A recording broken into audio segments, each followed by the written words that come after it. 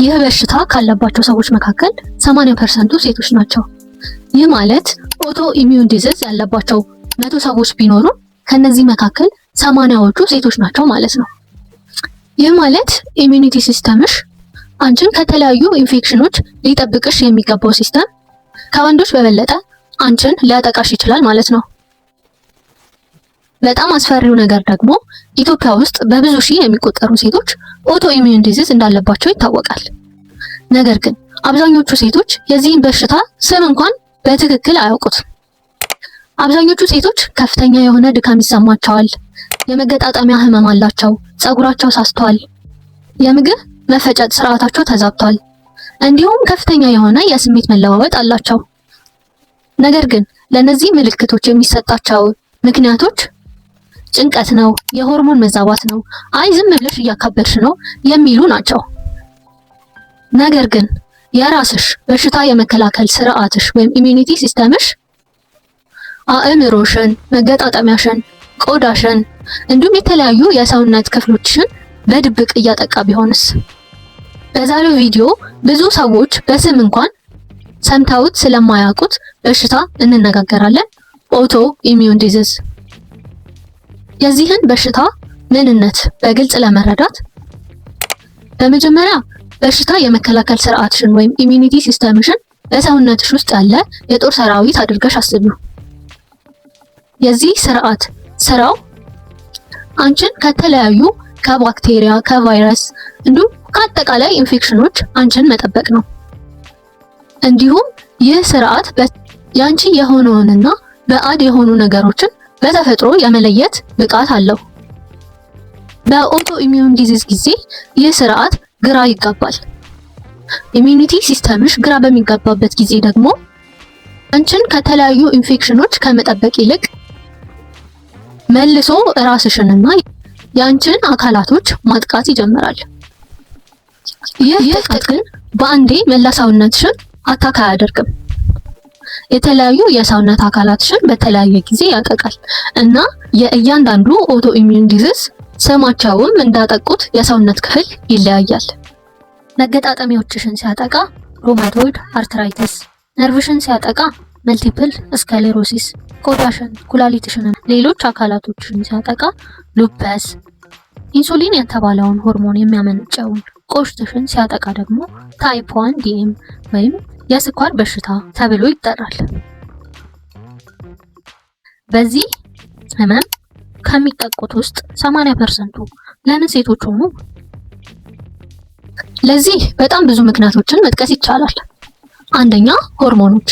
ሴቶች በተፈጥሮ ከፍተኛ የሆነ ኢስትሮጅን የተባለ ሆርሞን መጠን አላቸው። ኢስትሮጅን ደግሞ ጠንካራ በሽታ የመከላከል ስርዓት ወይም ኢሚዩኒቲ ሲስተም እንዲኖርሽ ያደርጋል። ይህንን ሀሳብ ከላይ ስንመለከተው ጥሩ ነገር ይመስላል።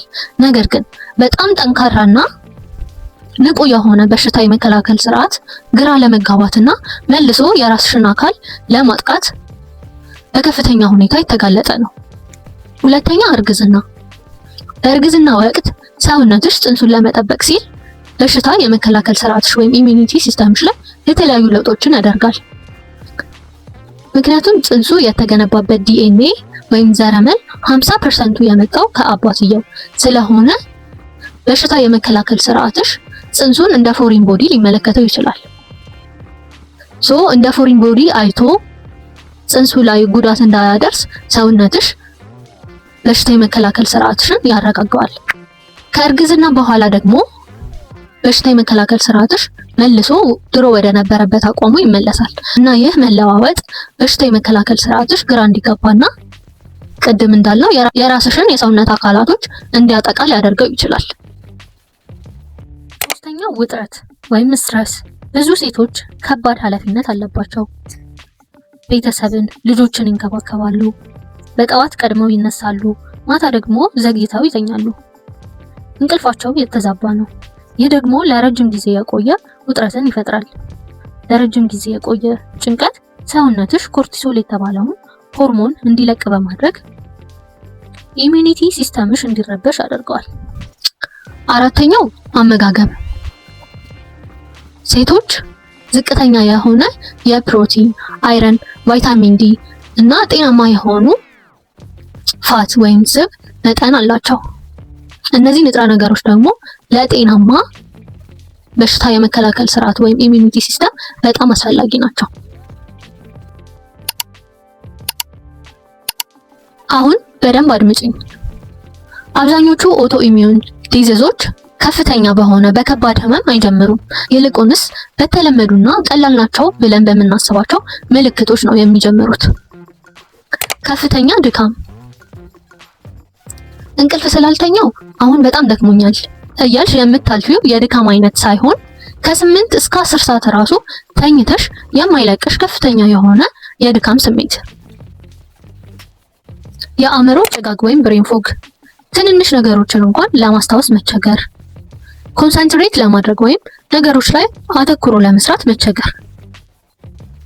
የመገጣጠሚያ ህመም፣ የፀጉር መሳሳት፣ በየጊዜው የሚወጡ የቆዳ ላይ ሽፍታዎች፣ ከፍተኛ የሆነ የእጅና የእግር መቀዝቀዝ፣ ሞርኒንግ ጆይንት ስቲፍነስ ወይም ደግሞ ጠዋት ላይ መገጣጠሚያችንን ለማንቀሳቀስ መቸገር፣ ከእያንዳንዱ ምግብ በኋላ የሆድ መነፋት፣ የወር አበባ መዛባትና የባህሪ መለዋወጥ ናቸው።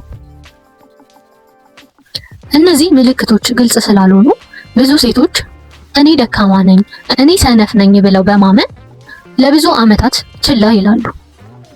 ነገር ግን በደንብ ካስተዋልሽ ሰውነትሽ የእርስ በርስ ጦርነት ላይ መሆኑን ምልክት እየሰጠሽ ነው።